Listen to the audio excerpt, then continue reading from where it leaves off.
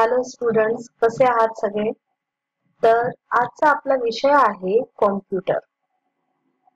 तर सर्वात प्रथम आज विद्यालयामध्ये तुमचं खूप खूप खूप स्वागत आहे. आणि आजचा आपला चॅप्टर आहे अ कम्प्युटर सिस्टम. तर आपण ऑलरेडी कम्प्युटर सिस्टमचे वेगवेगळे पार्ट्स समजून घेतलेले आहेत.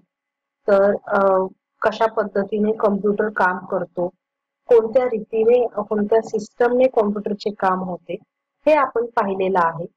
तर आजच्या आपल्या भागात आपण ज्या ज्या गोष्टी शिकलेलो आहे त्याच्यावरतीच आपण डिस्कस करणार आहोत. ओके, आणि काही एक्स्ट्रा गोष्टी पण. ओके, तर चला सुरू करूया. तर सगळ्यात प्रथम पहिल्यांदा मला सांगा, इथे तुम्हाला कोणत्या कोणत्या टाईपचे पार्ट्स दिसत आहेत? बरोबर, इथे तुम्हाला इनपुट डिव्हाइस दिसत आहेत, स्टोरेज डिव्हाइसेस आहेत, राईट? तर यातलं इनपुट डिव्हाइस कोणतं? कोणत्या डिव्हाइसला आपण इनपुट डिव्हाइस म्हणतो? ज्या डिव्हाइसने आपण आपल्या कॉम्प्युटरमध्ये डेटा एंटर करतो किंवा कोणतीही इन्फॉर्मेशन आपण कॉम्प्युटरला देतो, त्या डिव्हाइसला आपण म्हणतो इनपुट डिव्हाइस, राईट? तर यात असं कोणतं डिव्हाइस आहे ज्याने आपण कॉम्प्युटरमध्ये इन्फॉर्मेशन देतो? आता तुम्ही म्हणाल की पेन ड्राईव्हने पण आपण कॉम्प्युटरमध्ये इन्फॉर्मेशन देतो, राईट? पण पेन ड्राईव्ह हे स्टोरेज डिव्हाइस आहे, हे इनपुट डिव्हाइस नाही. का नाही? कारण की आपण इनपुट देण्यासाठी म्हणजे युजर इनपुट देण्यासाठी आपण फक्त लाईट पेन, जॉयस्टिक अशा गोष्टींचा वापर करतो, जेणेकरून आपण कॉम्प्युटरला इन्स्ट्रक्शन देऊ शकतो. तर इथे माऊस हे एक इनपुट डिव्हाइस आहे आणि माऊसला आपण आणि एका नावानं ओळखतो. तर ते नाव कोणते? बरोबर, माऊस पॉइंटिंग डिव्हाइस नावाने सुद्धा ओळखले जाते. आणि माऊसचा शोध कोणी लावला? तर माऊसचा शोध डॉग्लास एंजेलबर्टने लावला. ओके, तर हे काही महत्वाचे पॉइंट्स आहेत. तसेच माऊसचा शोध कोणत्या साली लागला? तर माऊसचा शोध 1963 मध्ये लागला. ओके, आणि माऊसचे काय काय प्रकार असतात? 2 बटन माऊस, 3 बटन माऊस आणि स्क्रॉल माऊस. ओके, तर याबद्दल आपण ऑलरेडी पाहिलेलं आहे, तर याचं जास्त डिस्कशन आपण नाही करणार. आणि नेक्स्ट हे आहे पेन ड्राईव्ह. तर या पेन ड्राईव्हवर तुम्हाला दिसतंय की 32 GB म्हणजे काय? 32 GB म्हणजे काय? 32 GB म्हणजे गिगाबाईट. 32 गिगाबाईट. जीबीचा फुल फॉर्म असतो गिगाबाईट. ओके, तर या पेन ड्राईव्हची साईज आहे 32 GB. आता मला सांगा, पेन ड्राईव्ह हे सेकंडरी स्टोरेज डिव्हाइस आहे की प्रायमरी स्टोरेज डिव्हाइस? बरोबर, तर पेन ड्राईव्ह हे सेकंडरी म्हणजे एक्सटर्नल स्टोरेज डिव्हाइस आहे. ओके, तर याचा वापर कशासाठी होतो? वेगवेगळे पिक्चर्स किंवा आपण मूव्हीज, व्हिडिओज किंवा आपले ऑडिओ काहीही सेव्ह करण्यासाठी, कोणतीही फाईल सेव्ह करण्यासाठी आपण पेन ड्राईव्हचा वापर करतो. ओके, तर नेक्स्ट आहे, हे काय आहे सांगू शकता मला?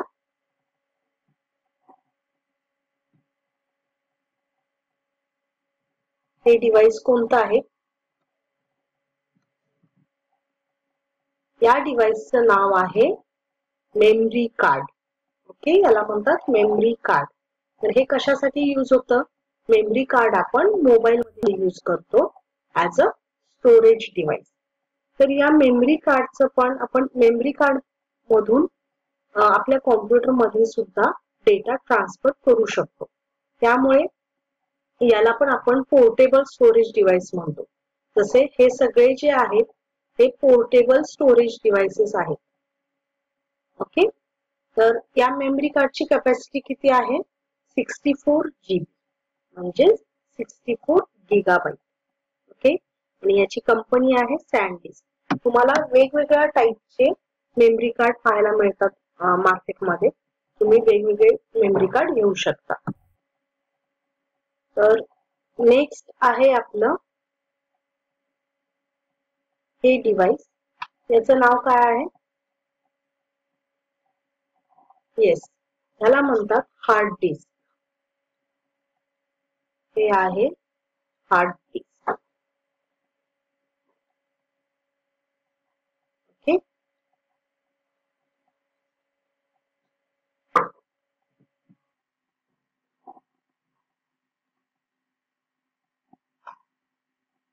तर यात आपल्याला हार्ड डिस्क मध्ये वेगवेगळ्या कॅपॅसिटीच्या हार्ड डिस्क आपल्याला मिळतात. हार्ड डिस्क लॅपटॉप मध्ये पण असतात, डेस्कटॉप मध्ये पण असतात. ठीक आहे. तर हार्ड डिस्क 1 TB म्हणजे 1 TB, 500 GB. पूर्वीच्या काळी जास्ती करून 500 GB हार्ड डिस्क यूज व्हायच्या. आता 1 TB होतात किंवा 2 TB होतात. तर हार्ड डिस्क आजकाल आपण एक्सटर्नल हार्ड डिस्क सुद्धा खरेदी करू शकतो. तर एक्सटर्नल हार्ड डिस्क जर आपण खरेदी केली तर त्यात आपले जे इम्पॉर्टंट फॅमिली पिक्चर्स किंवा आपले इम्पॉर्टंट कामाचे काही डॉक्युमेंट्स सेव्ह करून ठेवू शकतो. तर नेक्स्ट आहे आपलं सीडी. याला म्हणतात सीडी. सीडीचा फुल फॉर्म काय आहे? आपण पाहिलेला आहे सीडीचा फुल फॉर्म काय आहे? सीडीचा फुल फॉर्म आहे कॉम्पॅक्ट डिस्क. ओके. आणि ही आहे ब्लू रे डिस्क. याला आपण म्हणतो बीडी, ब्लू रे डिस्क. तर सीडीची कॅपॅसिटी असते 700 MB पर्यंत आणि डीव्हीडीची कॅपॅसिटी असते, सीडी किंवा डीव्हीडी डिझाईन सेमच असते, पण डीव्हीडीची कॅपॅसिटी सीडी पेक्षा जास्त असते. इथे 2.5 GB पर्यंत तुम्हाला डीव्हीडीची कॅपॅसिटी मिळते आणि ब्लू रे डिस्क मध्ये 25 GB आपण डेटा स्टोअर करू शकतो. ओके. तर या रीतीनं आपण स्टोरेज डिव्हाइस पाहिले. इनपुट डिव्हाइस आहे, हा पण स्टोरेज डिव्हाइस आहे. तर इथं आपण पाहूया की कोणते कोणते स्टोरेज डिव्हाइसेस आहेत. एक pen drive, hard disk, CD, blu ray disk आणि मेमरी कार्ड. हे सगळे स्टोरेज डिव्हाइसेस आहेत. आणि माउस हे आहे इनपुट डिव्हाइस. ओके, याला आपण म्हणतो इनपुट डिव्हाइस. ऑलराईट. तर अशा पद्धतीने आपण हे डिव्हाइस बघितले. तर नेक्स्ट पाहूया काय आहे. तर इथे सुद्धा वेगवेगळे डिव्हाइसेस आहेत. इथे 4 डिव्हाइसेस आहेत. तर या डिव्हाइसला आपण काय म्हणतो? हे डिव्हाइस कोणतं डिव्हाइस आहे? त्याला आपण म्हणतो मॉनिटर. हा कोणत्या टाईपचा मॉनिटर आहे? CRT आहे की LCD आहे की LED आहे? कोणत्या टाईपचा मॉनिटर आहे? तर LCD किंवा LED आपण म्हणू शकतो. ओके. आणि CRT म्हणजे कॅथोड रे ट्यूब, त्याचा फुल फॉर्म. LCD म्हणजे लिक्विड क्रिस्टल डिस्प्ले आणि LED म्हणजे लाईट इमिटेटिंग डायोड. तर याच्यात CRT आणि या दोन्ही मध्ये काय डिफरन्स आहे? तर CRT म्हणजे आपण पूर्वीच्या काळी जे टीव्ही पाहायचो ज्याच्यामध्ये माग एक बॉक्स असायचा, त्याला म्हणतात CRT मॉनिटर. आणि LCD LED म्हणजे थीन असतात मॉनिटर्स.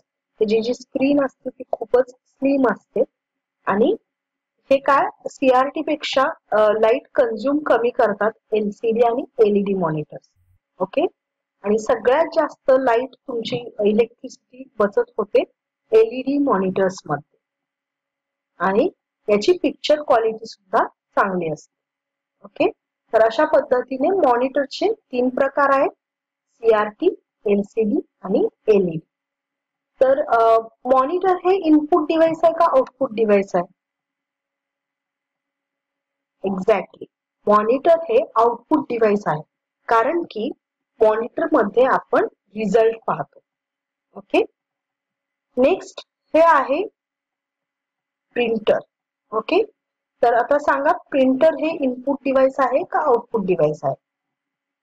बरोबर, प्रिंटर हे आउटपुट डिव्हाइस आहे. तर प्रिंटरचे काय काय भाग आहेत?